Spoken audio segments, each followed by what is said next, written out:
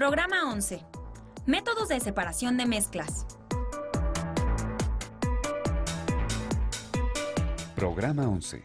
En este programa identificaremos algunos métodos de separación de mezclas homogéneas y heterogéneas.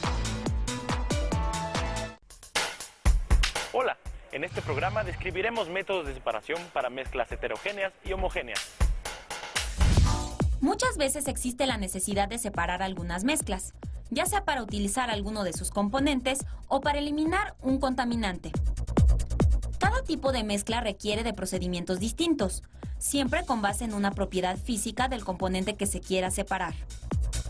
En general, estos procedimientos se agrupan en métodos de separación para mezclas homogéneas y métodos de separación para mezclas heterogéneas. Para hablarnos de los distintos métodos de separación, platicamos con el maestro Filiberto Vázquez del Instituto Politécnico Nacional. ¿En qué consiste el método de decantación? Sí, como no, el método de decantación es el más sencillo, el más elemental, el cual consiste en separar un líquido de un sólido. Normalmente el sólido se encuentra en el fondo de la mezcla líquido-sólido y inclinando el recipiente, nosotros simplemente separamos el líquido del sólido. Un ejemplo de eso podría ser agua y arena, ¿verdad? La arena se va al fondo y el agua se separa inclinando el recipiente. Se puede escurrir perfectamente para quitar lo más posible toda el agua que queda adherida a la arena. Este sería el método más sencillo, ¿verdad? Hay muchas formas en el cual se aplica esto en la industria y en la vida cotidiana. Cuando en una mezcla existen componentes de diferente densidad y son dejados en reposo, el componente menos denso se desplazará a la parte superior del recipiente, mientras que el más denso se irá al fondo. La decantación consiste en separar de la mezcla una de estas fases, ya sea la superior o la inferior. Como sucede cuando combinamos fruta molida con agua o en una planta de tratamiento de aguas residuales. ¿Qué pasa con los gases que están disueltos en un refresco cuando lo agitamos? Sí, normalmente los gases, como usted ha mencionado, están disueltos en un líquido, por ejemplo los refrescos, lo que nosotros llamamos refrescos. Ustedes han visto que al destaparlos hay cierta presión y escapa un exceso de gas que está contenido en la cámara que está en la parte de arriba, que nada más hay gas. Pero al agitarlos sale más gas, ¿por qué?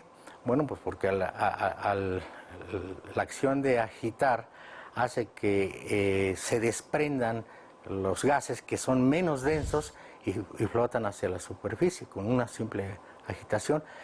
Y el caso de esto pues depende de si el gas es muy soluble, va a ser muy difícil separarlo, pero si es parcialmente soluble, por el hecho de que los gases son menos densos, con una agitación fácilmente van a salir del cuerpo del líquido. ¿Nos puede hablar de la cromatografía? Bueno, es el métodos más actuales que nos permiten separar mezclas más grandes de componentes, ¿verdad? Hay métodos actuales que podemos separar cientos de componentes en una sola operación. Consiste simplemente de una manera muy elemental en una superficie, generalmente un sólido, aunque hay otras formas, un sólido que se va a adherir a la sustancia que vamos a separar. Cada sustancia se adhiere de forma diferente. Por lo tanto, al ser un corrimiento a través del sólido, se va a ir separando uno por uno de los componentes, ¿verdad? Si yo pongo en un gis una marca de tinta negra y lo deposito en agua, ¿se pueden separar los componentes de la tinta? Va a depender mucho del líquido que va a ir ascendiendo a través del gis. Si los componentes son solubles en agua y usamos agua, entonces sí los va a ir separando, puesto que cada uno de los componentes que forman la mezcla de la tinta negra tienen una propiedad distinta. Se va a adherir al gis, al sulfato de calcio, se va a ir adhiriendo con distinta fuerza. El que menos adherencia tenga al gis es el que va a salir primero en la parte superior, y el que se adhiera más va a quedar va a avanzar más lentamente y va a quedar en la última parte. Este es el principio el cual nos permite ir separando varios componentes en una sola operación.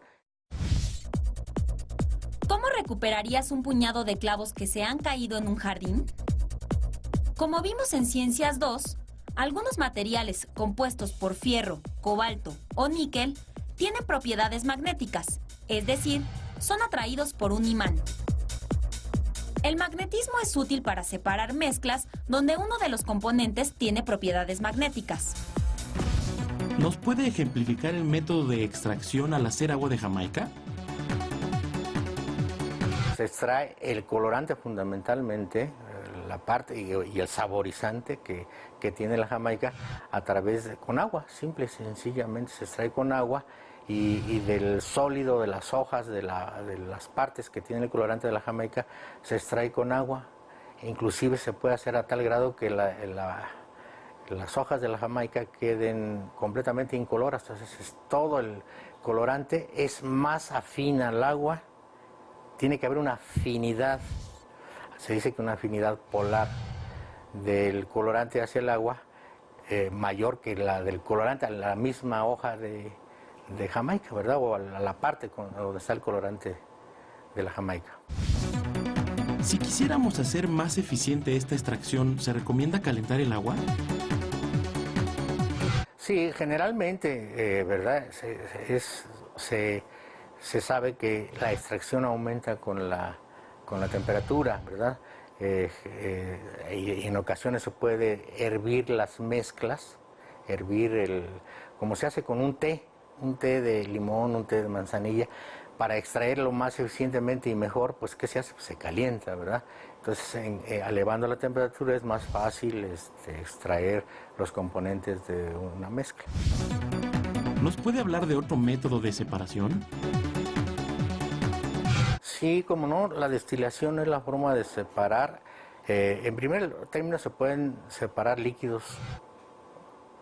Se pueden separar líquidos de tal manera que si la diferencia de ebullición, la diferencia de temperaturas a la cual hierven, por decirlo en términos más sencillos, es muy grande, entonces sí podemos separar un líquido de otro líquido.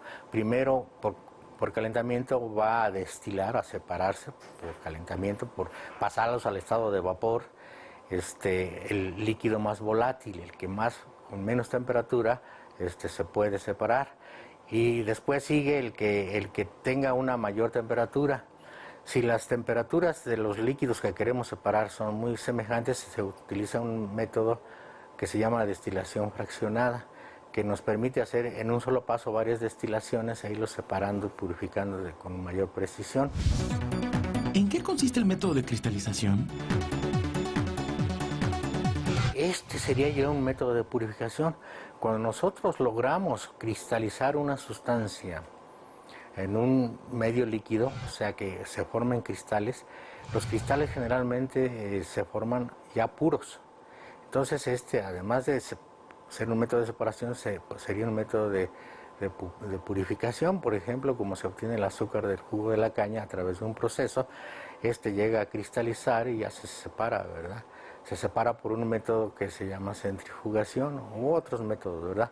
Pero yo lo catalogaría como ya purificar, el obtener cristales generalmente se obtienen limpios, aunque en ocasiones no siempre se logra el objetivo, entonces ya es una sustancia que pudiera catalogarse como una sustancia químicamente pura.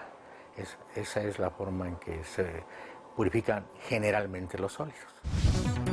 ¿Cómo pueden ver los muchachos estos procesos químicos en su vida cotidiana? Yo creo que una de las formas prácticas en que se puede observar esto es se me ocurre con la leche, ¿verdad? Con la leche cuando se evapora, ¿qué es lo que estamos separando de la leche? Pues el agua. La seguimos concentrando y hasta formar un sólido, ¿verdad? Donde está la grasa, la caseína, o sea, todos los componentes, y la leche evaporada es la leche sin el agua. O sea, esto pues no se puede hacer fácilmente en el hogar porque se necesitaría una gran cantidad de calor que descompondría a la leche. pero esta es una forma de observar cómo quitamos el agua de la leche. Este es un ejemplo. El ejemplo de la extracción que ya mencioné de los tés, un ejemplo por ejemplo, cuando nosotros estamos en la cocción de los frijoles, por hablar de algo, lo que se está haciendo ahí fundamentalmente es una hidrólisis, una transformación química que nos permite que los frijoles se cuezan a tal grado que sean digeribles, ¿verdad? Porque de otra manera, y lo que hacemos es si los cocemos mucho los frijoles, pues se extrae parte de los componentes de las semillas del frijol. Agradecemos al maestro Filiberto Vázquez del Instituto Politécnico Nacional que haya resuelto nuestras dudas sobre métodos de separación. ¿Y tú, qué método de separación utilizas en tu casa?